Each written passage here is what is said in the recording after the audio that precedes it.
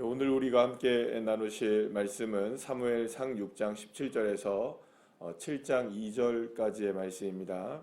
사무엘상 6장 17절부터 7장 2절까지의 말씀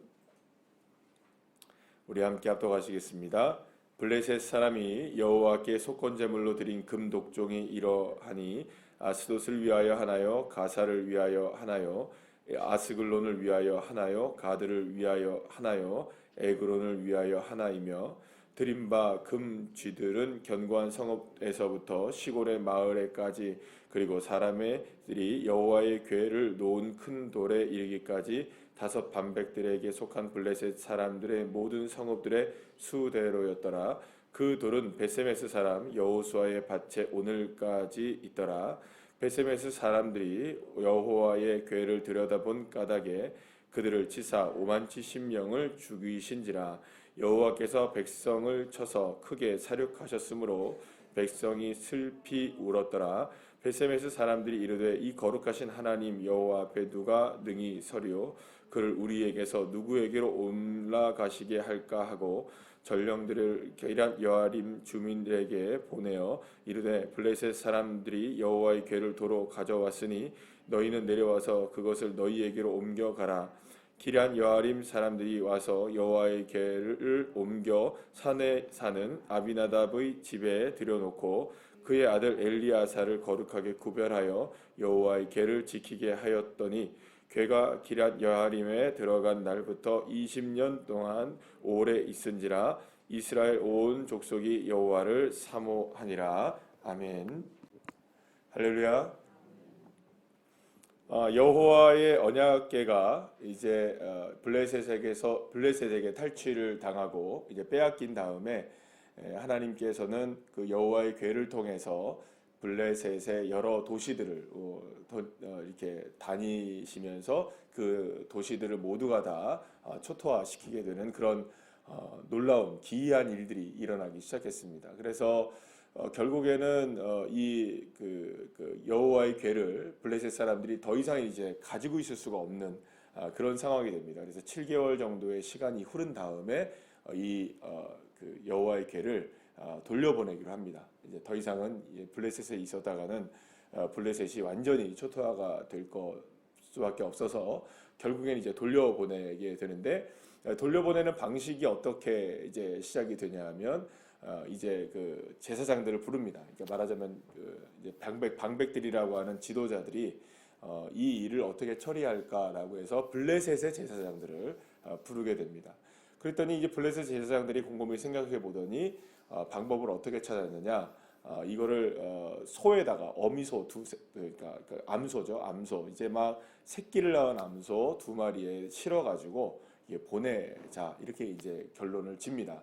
그래서 만약에 이게 새끼를 바로 이제 둔 어미였기 때문에 새끼 때문에 이게 그 막 삐뚤삐뚤 간다든지 돌아오게 되면 이게 결국에는 아직까지도 블레셋에 머물러 있어야 된다. 그리고 블레셋이 아직까지 이 재앙을 탈피할 수가 없게 되는 일이다라고 우리가 생각을 하고, 만약에 이게 곧바로 베세메스를 향해서 가게 되면 이 이제 재앙이 우리에게서 떠나게 되는 것이다라는 결론을 내리게 되죠. 그리고 이제 결국 그렇게 하게 됩니다. 그리고 거기에 이제 무엇을 하나님 앞에 이제 제사를 드리게 되냐면, 자기들이 이제 여호와의 궤로 인하여서 큰 어려움을 당했기 때문에 제사를 지내야 된다, 이렇게 얘기합니다. 속건제라는 제사를 지내는데, 여기 오늘 보면 17절에 말씀하는 것처럼 제물을 드려야 된다. 그러면서 이제 뭘 드리냐면 금 독종, 금 쥐들 이런 거를 해서 제물을 이렇게 하나님 앞에 드리자라고 얘기를 합니다. 그래서 결국에는 이 일들을 쭉 일사천리로 진행하게 되었고, 결국에는 베세메스로 이 그 암소에다가 실어 보낸 여호와의 수레는 곧장 어디로 갑니까? 여호와의 궤를 실은 수레는 베세메스로 그대로 향해서 가게 됩니다. 그러니까 이제 이 블레셋 사람들은 이제 드디어 이제 우리가 블레셋에게 임했던 여호와의 궤로 인한 이 재앙이 끝났다라는 이런 생각을 하게 되는 것이죠. 그러면서 오늘 이제 본문의 말씀이 시작되는 17절 말씀이 시작이 됩니다.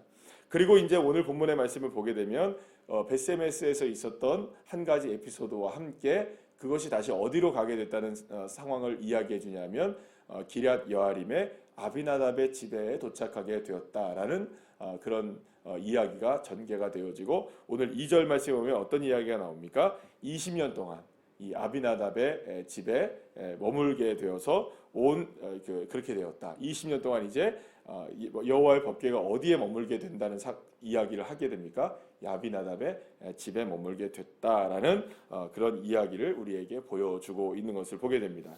자, 그런데 오늘 이야기가 바로 그런 이야기로 이제 진행이 됐는데 여기에서 베세메스에서 일어난 일이 뭐였냐 이런 이야기가 나와요. 베세메스 사람들이 하나님 앞에 이게 예배도 드리고 막 제사도 드리고 보내왔던 암소도 이제 제물로 드리는 그렇게 하나님 앞에 경배를 드리고 다 이렇게 합니다. 그런데 몇몇 사람들이 여호와의 궤를 실물 영접은 처음이잖아요. 눈으로 본 거는 그들에게는 처음일 거란 말이에요. 그러니까 이 여호와의 궤가 얼마나 궁금했겠어요. 여호와의 궤를 이야기로만 들었지 이 여호와의 궤가 정말 대단하다라는 생각이 들면서 이런 생각을 하면서 어떤 사람들의 호기심 속에서 어떤 생각이 들었을까요? 그 안에 진짜 이 세 가지가 들어있을까? 생각이 들었을까요? 안 들었을까요? 그런 사람들이 있잖아요. 꼭 이렇게 열어봐야 직성이 풀리는 사람들이. 자기가 생각하고 호기심이 있으면 뭐 해봐야 되잖아요. 먹지 말라 해도 한번 먹어 봐야 되는 사람이 있잖아요.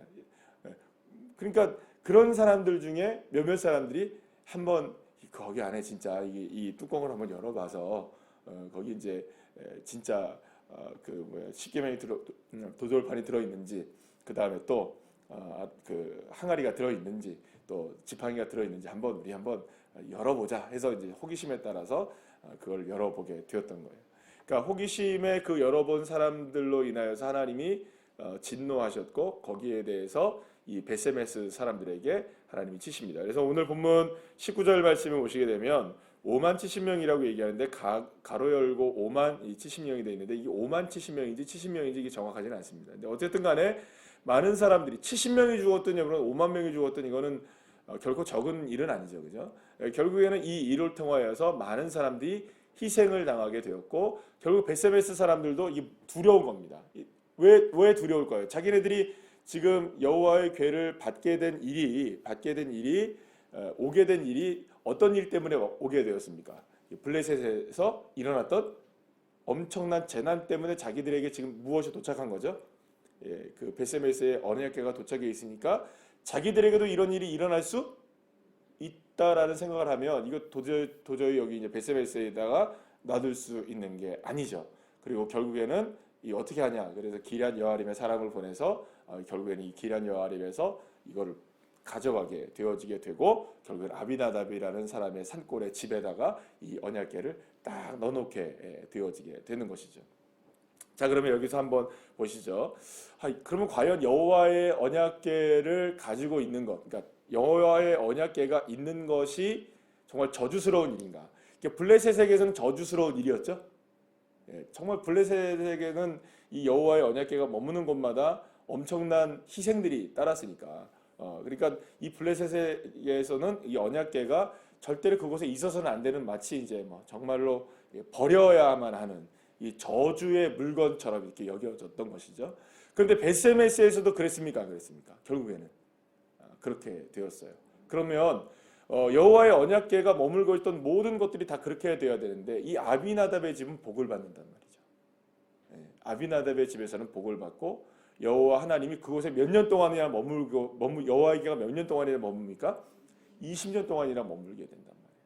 그리고 나중에도 여러분들이 아시게 되겠지만 이게 결국에는 또 여호와의 언약궤가 가는 곳곳마다 또 하나님의 복을 주시는 역사가 있어요. 그리고 나중에는 어디에 들어옵니까? 나중에는 이게 20년이 지나서 다윗의 집에 오게 되는 그 사건까지 여러분들 보시게 되면 결국에는 이 일을 통해서 여호와 하나님이 그 언약궤가 들어오는 곳에는 복을 주시는 역사가 있게 된다는 거예요. 그러니까 어떤 사람에게는 왜 이 저주가 되는데 어떤 사람에게는 이게 복이 되느냐라는 거죠. 그러니까 여호와 하나님의 궤 자체가 저주냐 복이냐 이걸 논할 수 있는 것은 아니죠. 만약에 그 물건 자체가 예를 들어서 저주 덩어리다, 예를 들어 복 덩어리다 하면 그걸 갖고 있으면 그 자체가 저주가 될 수도 있고 그 자체가 뭐가 될 수 있습니까? 복이 될 수도 있단 말이에요. 자, 그러면 우리 한번 생각해 봅시다. 자, 예를 들어서 여기 있는 이 물건이 이게 복이다 하면 여러분들 가지겠어요? 안 가지겠어요? 예, 복이다 그러면 누구나 이거 쟁탈전을 벌일 겁니다. 여기 남아있지도 않을 거고 그렇게 될 거예요. 근데 이게 만약에 저주다 하면 여러분들 던져줘도 안 가져갈 거예요. 이 자체가 복이다 아니냐 이런 그 생각을 여러분들이 하게 되면 이것이 여러분들 우리가 뭔가 이렇게 집중하는 대상이 될 수밖에 없겠죠. 그러면 여러분들 만약에 그렇게 된다면은 이것에 대해서 우리가 어떤 방식으로 다루게 될 것인가를 내 스스로가 정하게 되겠죠. 내가 가지고 싶다 혹은 내가 버리고 싶다. 근데 여호와의 언약궤는 과연 그런 것이었을까요? 네? 여호와의 언약궤는 그런 것이었을까요? 만약에 정말로 이게 복덩어리였다면 어디를 가도 복이 돼야 되겠죠. 상황과 관계없이 모든 게 복이 돼야 될 거 아니에요. 근데 누군가에게는 복이 되고 누군가에게는 저주가 됐다면 이거를 복이라고 얘기할 수 있을까요? 아니면 이걸 저주라고 얘기할 수 있을까요? 자, 그러면 우리 보면 저에게 있을 때는 이게 예를 들어서 저주인데 여기 계신 여러분들한테 있을 때 복이다. 그리고 또 누구에게 갔을 때는 이게 저주고 이게 누구한테 복이다라고 한다면 이 자체를 저주와 복이라고 규정 지을 수 있을까요? 안 되죠. 그렇죠. 그렇잖아. 이 자체가 복일 수도 없고 이 자체가 저주일 수도 없죠. 왜냐하면 누구에게는 가면 복이고 누구에게는 가면 저주인데 그럼 이 자체의 물건에게는 어떤 복과 저주라는 개념 자체가 성립이 됩니까? 안 됩니까? 안 돼요. 그럼 도대체 어떤 이유일까라는 걸 우리가 생각해 봐야 되는 거죠. 여호와의 언약궤가 블레셋에게는 갔을 때 벳세메스에 갔을 땐 이렇게 엄청난 사건들이 일어났는데 아니 또 다르게 아비나답의 집에 오고 또 나중에는 다윗의 집에 도착했을 때는 이게 오히려 뭐가 됩니까? 복이 되더라. 그럼 여기에는 여호와 하나님의 언약궤 자체의 문제는 아니라는 것을 알 수 있죠. 그러니까 어제 우리 주일날 말씀을 나눈 걸 우리가 생각해 보게 되면 그 자체가 복이 아니에요. 여호와 하나님의 언약궤를 가지고 있을 때 그 자체가 능력이 나타나는 게 능력이 나타나죠. 여호와의 언약궤를 가지면 어제 말씀도 까먹습니다. 언약궤 자체가 능력입니까? 언약궤 자체가 역사가 막 일어납니까? 언약궤 자체에서 막 뭔가 막 나옵니까? 그래서 블레셋 사람들이 가져간 것이고요. 그래서 그걸 전쟁터에 가지고 나갔잖아요. 그런데 그게 됐습니까? 안 됐습니까? 안 됐잖아요. 근데 여호와의 언약궤가 능력이 하나도 없었습니까? 또 그렇지도 않아요. 블레셋에게서 들어갔을 땐 이스라엘의 입장에서 본다면 막 역사가 일어났습니까? 안 일어났습니까? 일어났잖아요. 그럼 도대체 이건 뭘까요? 언약궤를 자체의 능력이라고 바라보는 것 자체가 뭡니까? 그게 미신인 거죠. 그럼 언약궤를 자체를 바라볼 때 언약궤 자체를 바라보는 것이 아니라 언약궤의 그 자체의 어떤 힘과 능력을 의지하고 나가는 게 아니라 그 언약궤를 바라보는 태도에 대한 문제인 거죠. 그럼 믿음이란 뭐죠, 여러분들? 늘 말씀드린 것처럼 태도의 문제인 겁니다. 어떤 태도를 가지고 있느냐? 어떤 태도를 가지고 있느냐? 여러분 하나님에 대해서 저와 여러분의 신앙이 어떤 태도를 가지고 있느냐, 어떤 자세를 취하고 있느냐가 우리의 믿음의 문제인 것입니다. 그러면 여러분 보시죠. 오늘 본문의 17절부터 18절까지의 말씀 가운데 이런 얘기가 나옵니다. 이제 블레셋 사람들이 이 언약궤를 벳세메스로 보내면서 제사를 드리게 되는데 그때 제물이 뭐였냐면 금으로 된 독종을 어떤 형상을 만들어 가지고 5개를 만들었어요. 그리고 금쥐들을 여러 개를 만들어 갖고 제물로 드렸어요. 그게 이유가 뭔지를 17절 18절에 나오는데 뭐였냐면 이 5개의 도시예요. 아스돗, 가사, 아스글론, 가드, 에그론이 어떤 도시냐면 블레셋의 주요 5도시입니다. 그래서 원래 블레셋이라는 나라는 이 5개의 도시 국가로 만들어진 이게 나라예요. 5개의 도시가 연합되어서 만들어진 나라가 블레셋이란 나라였단 말이에요. 근데 이 블레셋의 나라의 주요 도시 5개가 그 금독종의 5개의 였다는 거예요. 그리고 금쥐는 뭐랄까 그 언약궤가 닿은 곳곳마다 사람들 혹은 뭐 돌들 이런 것들을 다 형상해가지고 몇 개 이렇게 해가지고 많은 이제 금쥐를 만들어서 형상을 만들어서 제물로 드렸다 이렇게 되는 거예요. 그럼 여기서 우리가 알 수 있는 건 한 가지 뭐죠? 여전히 여호와의 언약궤를 처리하는 방식에 있어서 말하자면 이게 다루는 방식에 있어서 누구 맘대로 하고 있는 겁니까? 블레셋 맘대로 자기들 맘대로 하고 있는 거예요. 하나님이 원하시는 방식도 아니죠. 예, 소에다가 실어 보내는 것도 방식도 아니고요. 그죠? 그 다음에 이런 제사의 방식은 있지도 않고요. 누구 마음대로 다 한 겁니까? 블레셋 마음대로 한 거예요. 자기들 마음대로 다루고 있는 거예요. 뭐를요? 여호와의 언약 궤를. 자기들의 마음대로 다루고 있다는 걸 여기 다시 한번 보여주는 거예요.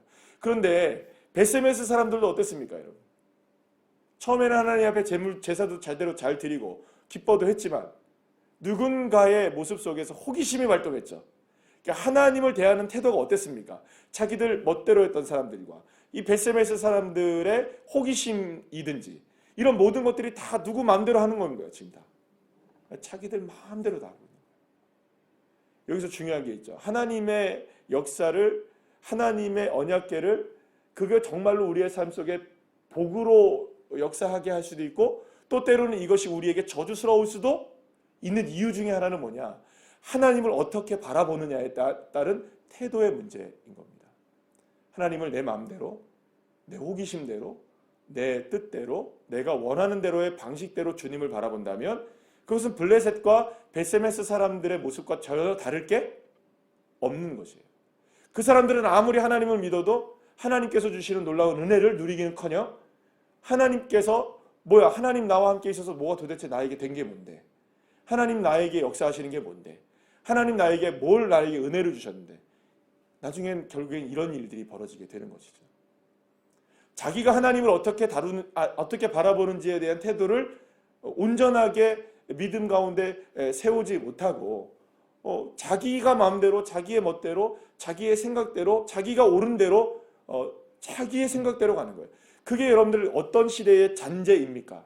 사사 시대의 잔재가 아니겠어요? 그때의 백성들이 이스라엘 사람들이 각기 왕이 없었기 때문에 각기의 소견에 옳은 대로 행하였더라라는 것이 사사 시대의 문제 가운데 하나였잖아요. 근데 여전히 지금 그런 문제가 어디에 남아있더라? 베세메스의 끝자락에 끝까지 남아있더라는 걸 보여주고 있는 거예요. 그럼 이게 지금 어디까지 퍼져 있는 겁니까, 여러분? 블레셋은 여전히 여러분 어쩔 수가 없어요. 블레셋은 그럴 수밖에 없겠죠. 왜냐하면 하나님을 압니까, 모릅니까? 모르니까. 근데 베세메스라는 곳은 그래도 이스라엘 경내란 말이에요. 그러니까 실로에서부터 그러니까 이런 거죠. 실로는 이스라엘의 중심이에요. 지금 당시에는 예루살렘과 같은 곳이었죠. 근데 이스라엘 중심지였는데 그 중심으로부터 베세메스 끝자락까지. 그러니까 말하자면 이스라엘의 모든 경내가 다 지금 어떤 상황이 펼쳐지고 있었던 겁니까? 여전히 자기의 소견대로 옳은 대로 행하는 완전히 이스라엘 백성들이 모두가 다 하나님을 떠나 있는 그런 아주 캄캄한 시대를 우리에게 보여주고 있는 것이죠. 결국 그러니 하나님의 언약궤가 있어도 진짜 복을 제대로 받지 못하는 문제는 무엇일까요? 하나님의 언약궤에 문제가 있을까요? 하나님께 문제가 있을까요? 아니죠. 하나님을 바라보는 사람들의 믿음의 시선, 태도에 문제가 있었던 것이죠. 만약에 정말 하나님의 언약궤가 도착하는 곳들마다 다 저주가 받았다면 이거는 뭐 심각한 문제이겠죠. 언약궤 자체가 저주라고 얘기할 수 있겠죠. 근데 아니잖아요. 사랑하는 여러분, 우리는 아비나답의 집이 되어야 될까요? 베세메스와 같은 사람들이 되어야 될까요? 그 결정은 누가 해야 됩니까? 하나님은 여전히 우리에게 은혜를 주시길 원하십니다. 민수기 6장에서 말씀하시는 것처럼 하나님은 우리에게 복 주시길 원하시고 은혜 주시길 원하시고 평강 주시길 원하시고 그래서 우리에게 은혜를 향하여 하나님께서 우리에게 얼굴을 이렇게 보시잖아요. 왜냐하면 이 은혜를 주시기 위해서. 근데 그 은혜를 바라보는 저와 여러분의 믿음의 자세는 어떨까요? 베세메스 사람들처럼 혹은 블레셋 사람들처럼 그렇게 하나님을 호기심 삼아라고 얘기하는 것이 참 말이 좀 어려운 말이고 사실은 우리에게 좀 많은 생각을 하게 만드는 말이라고 생각이 듭니다만 하나님을 내 마음대로 내가 원하는 대로 내 뜻대로 지금 하나님을 그려가고 있는 것은 아닌가. 하나님은 이래야 해요. 하나님은 저래야 해요. 하나님은 이런 하나님이시면 좋겠어요. 하나님은 저런 하나님이면 좋겠어요. 이렇게 드리면 더 폼 나잖아요. 나중에 이렇게 되면 더 폼 나잖아요. 나중에 여러분들 아시는 것처럼 다윗이 처음에 아비나답의 집에서 이 수레에다가 끌어 나올 때 그때 어떤 일이 벌어집니까? 소가 확 뛰니까 옆에 있던 손으로 만져갖고 죽어버리는. 자기 마음대로 하잖아요. 그러니까 결국에 하나님은 그렇게 달아도 되는구나. 나중에 그런 일이 또 벌어지게 되는 거예요. 여러분, 그러니까 결국에는 하나님을 바라보는 우리의 믿음이 과연 올바른가? 누구를 점검해야 될까요? 나의 자세와 신앙의 태도를 늘 점검하는 것이야말로 여호와 하나님으로 인하여 하나님의 복을 누리고 진짜 평강을 누리고 하나님께서 주시는 은혜를 누리게 되는 그런 믿음의 자녀가 되는 것이죠. 하나님은 저와 여러분에게 복 주시길 원하십니다. 은혜 주시고 평강 주시길 원하십니다. 그 믿음으로 주님의 뜻대로 되기를 원하는, 주님의 원대로 되기를 원하는 그런 믿음의 자세로 오늘도 이번 한 주간도 승리하시는 저와 여러분 한 분 한 분들 다 되시기를 간절히 축복합니다. 기도하시겠습니다.